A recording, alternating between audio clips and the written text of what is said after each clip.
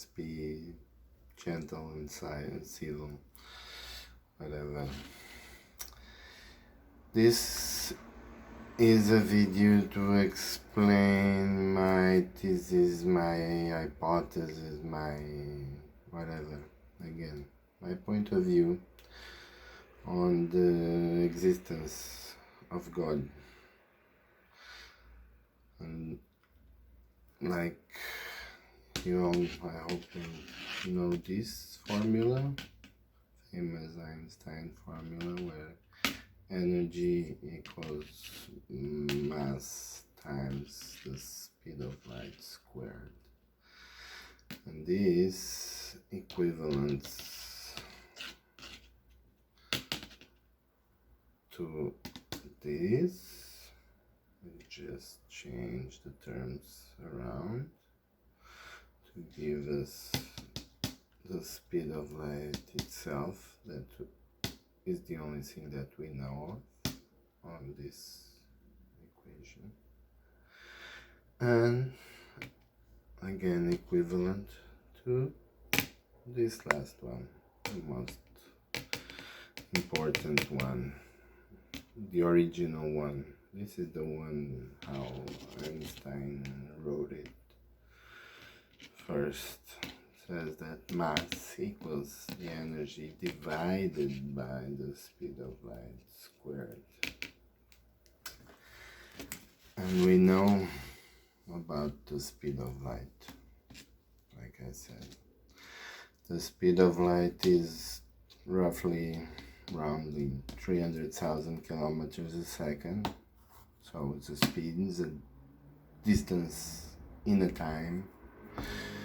And in this universe, with these laws of physics that we have, and in this, let's say, in this universe, in this reality, based on what we know, only massless things can travel at the speed of light. Only if their mass is zero, you can get the C in this universe. So only energy travels at the speed of light, carried by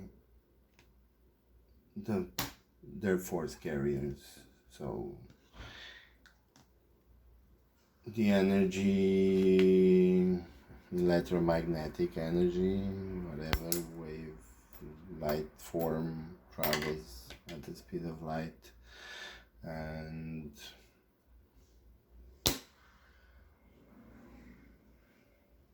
for now, that's it.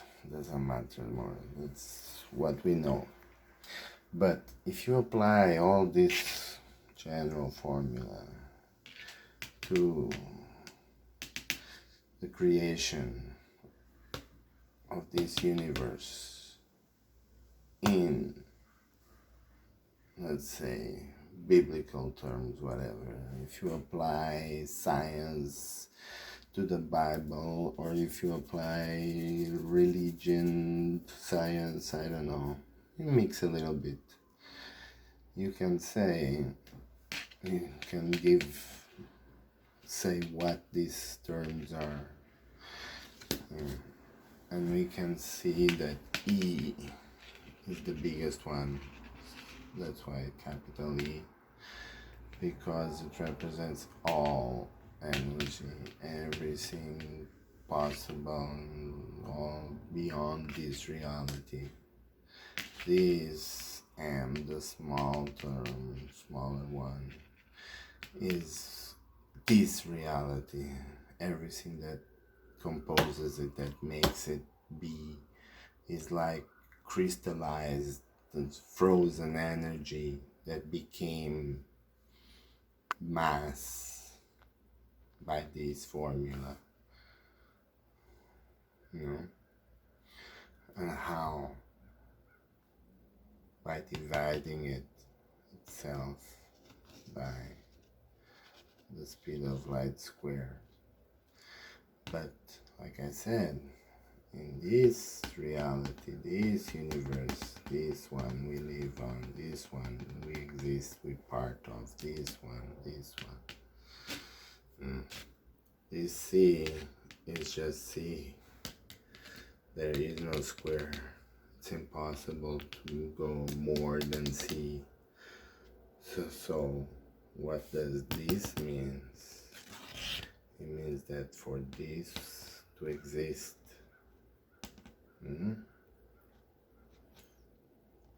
this BE that can call God had to make an impossible thing in this reality that is divided itself by this number C squared.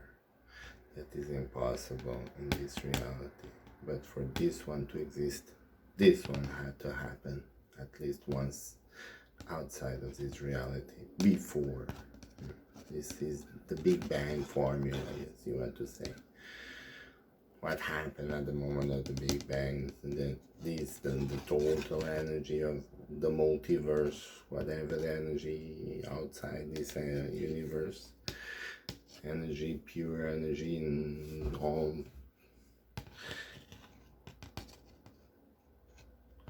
divided in himself and created a small little ones to exist. And that's why it's so,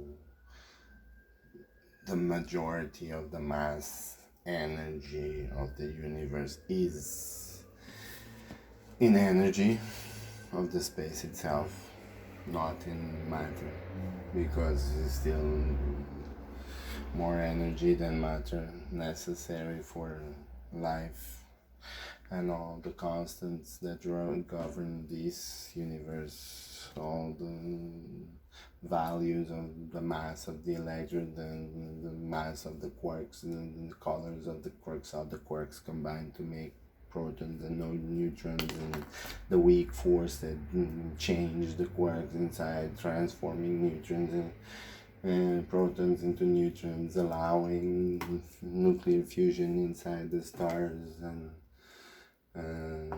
the alpha fine structure constant, and all those numbers that has to be just like that, otherwise life wouldn't be possible.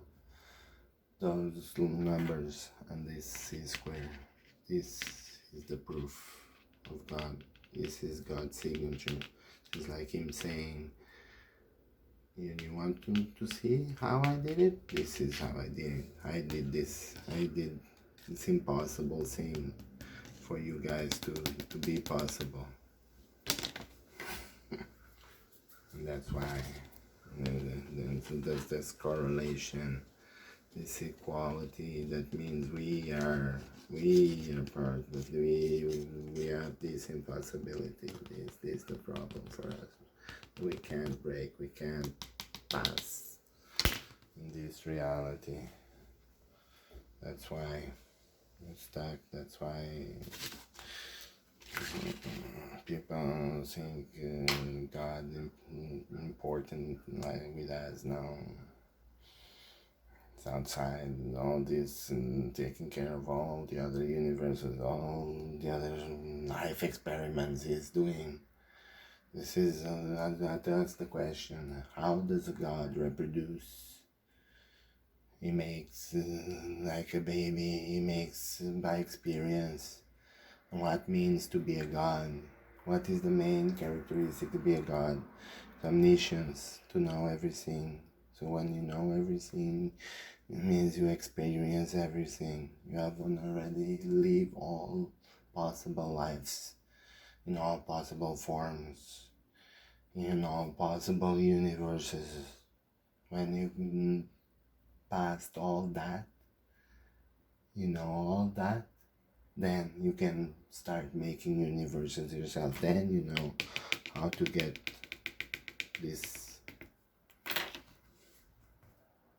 Then You be God. We, life, not us, not human beings. Life itself is the Son of God. Life is God. Is why God is the life, and life is energy. And this is all, that's the proof. Because the universe tends to entropy. Everything wants to be disorganized. Everything wants to go to the lowest energy possible. Everything wants to spread out the most evenly possible. But life and the existence of matter itself, the existence of our universe itself, means a fight against entropy. Means order, means organization, and for that you need lots of energy, lots, and lots of rules, everything put together, organized in its own place. That's a proof of God's existence. This is his signature, this C square, that is impossible in where we live.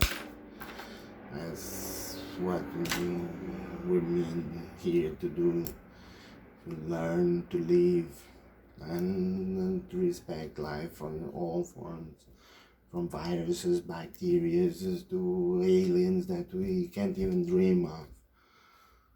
And that's for what? For when you know all that, you pass all those lives. You know how to do this. You know everything, you can do anything. You become a god too. But first you have to pass all experiences possible, good and bad. That doesn't mean nothing for a god. Good and bad labels we put on stuff. Because good and bad is part of the experiences, of the knowledge that is necessary to get this, to know how to do this. So yeah, there is no good or bad. Is a black hole good or bad? No. It just is a black hole. The bigger star is better than a smaller star. Is the Goldilocks good and the other no good? We think so because we're thinking about us. We think we're special. No, that's the problem. We're not special. And God created man in his own image. No, that's wrong. That's the misinterpretation. Because the image of God is not a man. The image of God is nature itself, is energy. There is no image. What's the image of the form, the shape, the smell of energy? There is no.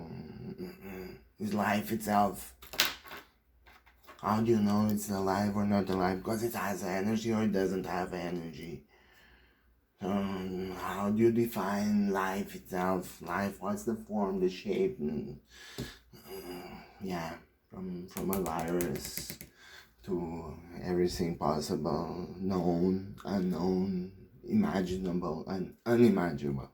So, this universe, I mean, all multiverse, all experiences, all universes are like wombs or petri dishes or whatever, that where God tries to have kids. You know, when he puts his seed and he helps, he waits for it to develop. Because for him too is outside of time too, because again, time happens because energy happens. It exists because energy, again, is life, is movement, is vibration. If it vibrates, it's an event. And if it has an event, you can count that event as a piece of time. If there is no events, you can't measure time. You don't know if time passes or not.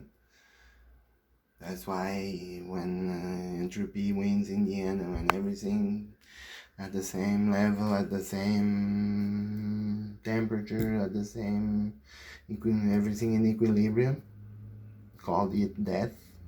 there is no more energy to work, there is no more life. That's when you know it's dead. When there's no more energy to do work, to move from one place to the other, to transform into one form to the other. That is gonna take eons. So much time that we can't even say it. It's no number. Like Google Plex years, you know, more even for all that to happen. For all experiences possible to be. And that's why it counts those events here, not outside. Outside, everything is happening at the same time. Like Einstein said it again, it's called block time. Past, present, future, everything happening at the same time, because you know everything. Because you can be everywhere at the same time. Because you're God. Yeah, because it's energy. Again, it's proving the photons, proving the way that light works.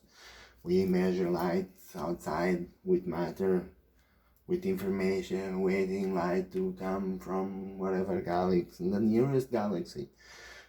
2.5 million years to wait for light to come from the nearest galaxy to us.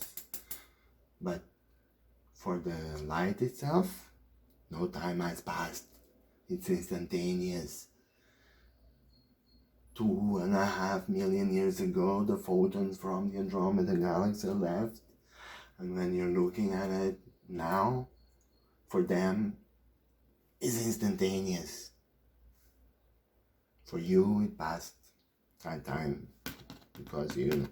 But here, there's no time.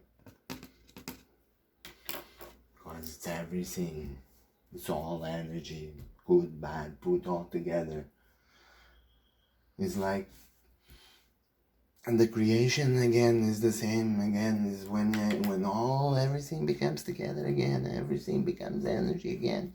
There is nothing more movable, nothing more happening. Then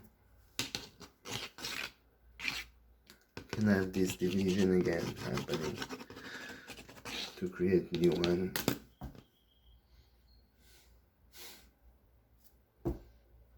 Called those phase transitions, because the vacuum is not at the true lowest point energy. Blah, blah, blah, blah, blah, blah, blah, blah. Of course not, because otherwise it would be dead. This this is outside. That's why we don't matter. We humans itself don't matter. Life matters. And not just life here, life everywhere. The same test we are passing here, or we passed already, or we're gonna pass, it's happening in uncountable worlds. All over the universe, all over the multiverse, in other universes. Is happening with all the variable possibles to cover all the experiences possible. Learn this for a new God to be born, for God to reproduce itself, for life. That's why even the forces of nature can be put into the same, like the strong force that holds. It's the strongest and the closest and is the more essential, and it keeps the most everything tight. What is it? It's God. What is the spirit and the Holy Ghost, whatever you want to call it, that the word that is spread and travels from, what is it? The electromagnetic force. And what is the weak force? We call weak, but again, it only happens in the inside, but is not a holding force. It's a transformative force. It's not a transmission force. Again, it's a transformation force that transforms an up quark into a down quark or whatever, and transforms a proton into a neutron, allowing for nuclear fusion to exist inside the stars. For the stars to shine and give us warm energy and all the other elements besides hydrogen and helium, to make everything else. That form, that weak force, is the sun, is love, is what we call weak, but is what changes something and allows something that shouldn't happen. Two protons shouldn't be together because they're both positive, they repel each other. But when they come together enough, one of them changes, becomes zero, becomes neutral, and they can merge and they can evolve and produce energy and whatever happens for life to exist. Gravity, people still don't get gravity because I can say gravity a force. No, gravity is not a force. Gravity is a side effect of energy and matter, of crystallized energy. Anything that has energy and matter, whatever, concentrated, bends space-time, bends as gravitational effects, like Einstein show how it's not a force per se. No, it's an effect, it's the path, it's a dimple. The dimple in 3D that we see the picture in just a flat sheet, but now the dimple is a sphere. That's the problem again for people to understand and to think and to visualize it. But again, okay. This is a very modest video, then very crude conditions about a very important subject that I've been studying and thinking about for a very, very long time. Again, doing this for a Facebook request of a lady, but I don't know, maybe in the future make this better with better conditions, the blackboard, whatever, whiteboard and markers and nice presentation, and with less and more presentable too,